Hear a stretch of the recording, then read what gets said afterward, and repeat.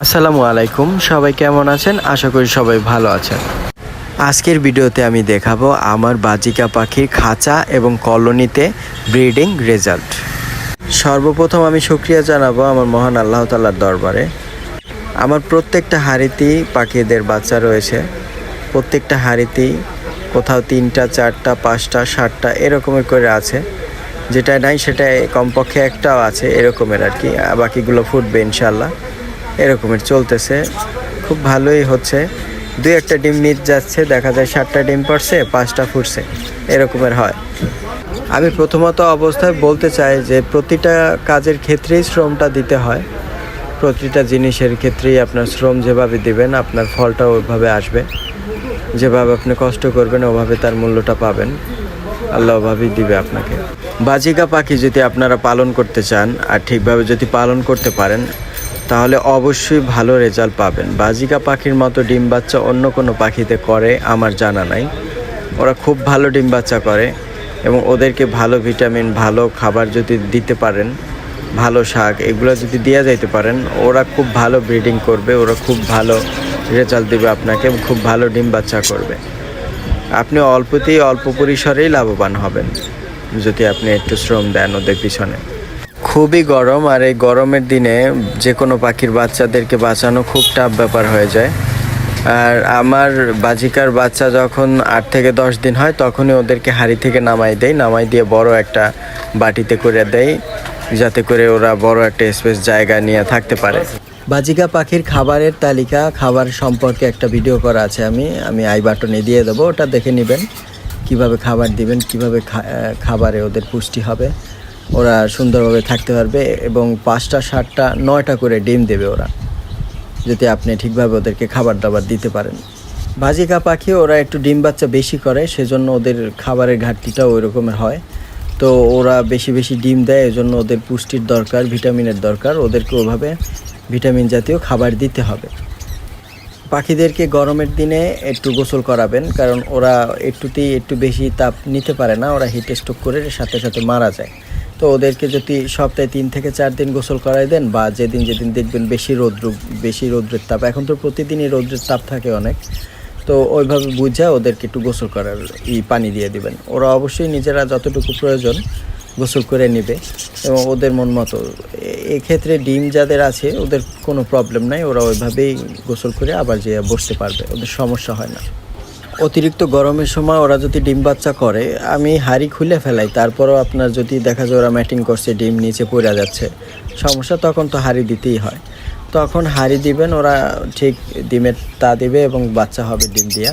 তার বাচ্চা হওয়ার 10 থেকে 15 দিনের মধ্যে, আপনি 10 দিনের মধ্যে হলেই ভালো হয়, আপনি হাঁড়িটা নামাই দিয়ে ওদেরকে এইভাবে একটা ব্যবস্থা করে দেবেন, ওরা যেন একটা বাটির মধ্যে থাকতে পারে, বড় একটা বাটি দিবেন যাতে ওরা কমফোর্টেবল ফিল করে এবং গরমটা যাতে কম থাকে। কারণ ওরা অতগুলা পাখি বাচ্চা ফুটে, তারপরে যখন ওদের মা পাখিটা যখন ভিতরে ঢুকে টোটালি একটা তাপ সৃষ্টি হয়, অনেক গরম সৃষ্টি হয়। এক্ষেত্রে আপনাদের পাখিদের বাচ্চাগুলো মারা যায়, 2টা 3টা করে মারা যায়, প্রতিদিন একটা করে মারা যায়, এভাবে হয়।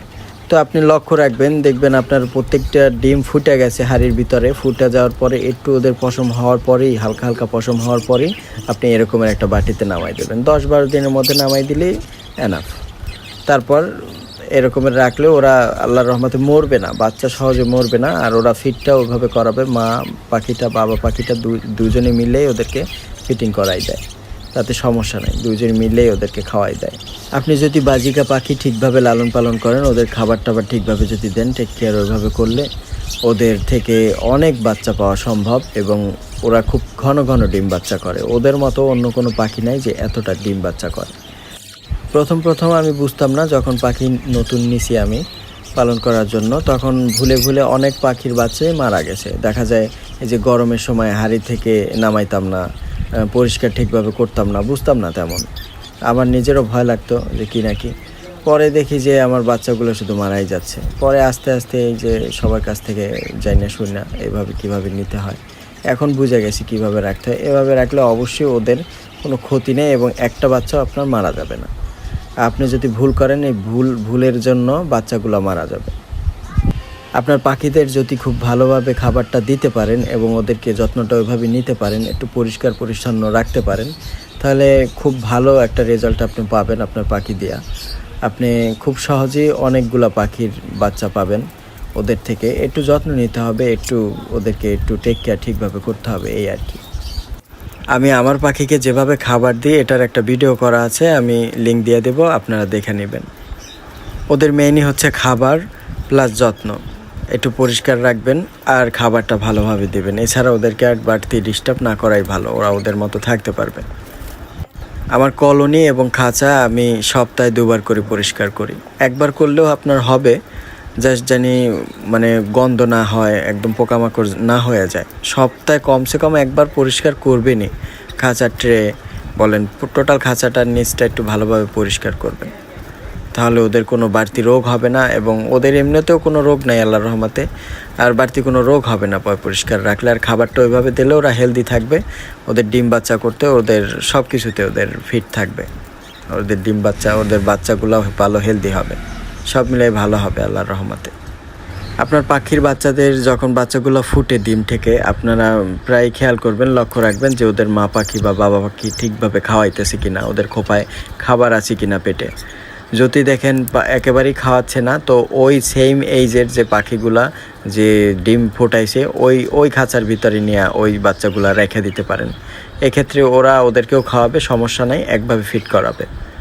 এতে বাচ্চা আপনার নিজের হ্যান্ড ফিটিং দেওয়া লাগবে না, ওরা নিজেরাই ফিটিং দিয়ে বড় করবে, এতে সমস্যা হয় না। এইগুলাই জাস্ট আগে বুঝতাম না। দেখা যায় ওই যে কোনো পাখি আছে, ওরা মা বাবা ওই ডিমগুলো ফুটলে পর 1 দিন 2 দিন খাওয়াইয়া ওদেরকে আর খাওয়াইতে চায় না, ওরা আবার ম্যাটিং করে ডিম পাড়ার চেষ্টা করে। এভাবে আমি ফেস করছি। এখন আমি সব কিছু বুঝে শুনেই করি, যে দেখি যে ডিম ফোটাবার পরে ঠিকভাবে খাওয়াচ্ছি কিনা, ঠিকভাবে ফিট করাচ্ছি কিনা বাচ্চাদেরকে।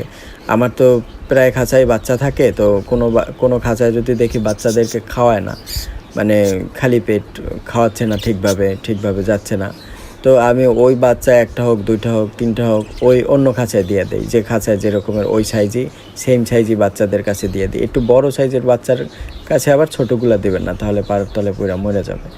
তো বুঝে আপনি বুঝতে পারবেন, ওইভাবে মিলে ঝিলাই দিবেন। এক্ষেত্রে ওরা ফিট করাই দিবে ওদের বাচ্চা। যেখানে 3টা আছে, দেখা যায় ওখানে আরও 2টা 3টা অ্যাড করে দিলেন, এভাবে আর কি। এই ক্ষেত্রে বাচ্চাগুলো মরবে না, আপনার হ্যান্ড ফিটিং দিয়ে আপনার বাড়তি সময় নষ্ট করতে হবে না। আর যদি হ্যান্ড ফিট করে আপনি করতে চান, টেম করতে চান, সেটা আলাদা বিষয়। আজ এ পর্যন্তই, আবার দেখা হবে নতুন কোনো ভিডিওর মাঝে। ভিডিওটা যদি ভালো লাগে অবশ্যই একটা লাইক এবং শেয়ার করে আপনার বন্ধুদেরকে দেখার সুযোগ করে দিবেন। এবং আপনার যদি কোনো কোশ্চেন থাকে, যদি কোনো কিছু জানার থাকে, তাহলে অবশ্যই ভিডিওতে একটা কমেন্টস করবেন। আর যারা আমার চ্যানেলটিকে এখনও সাবস্ক্রাইব করেন নাই, এখনই সাবস্ক্রাইব করে রাখেন। পরবর্তী ভিডিও দেখার জন্য আমন্ত্রণ রইল সকলকে। ততক্ষণে সবাই ভালো থাকবেন, সুস্থ থাকবেন। আল্লাহ হাফেজ, এবং আপনাদের পছন্দের পাখিগুলোকে ভালো রাখবেন।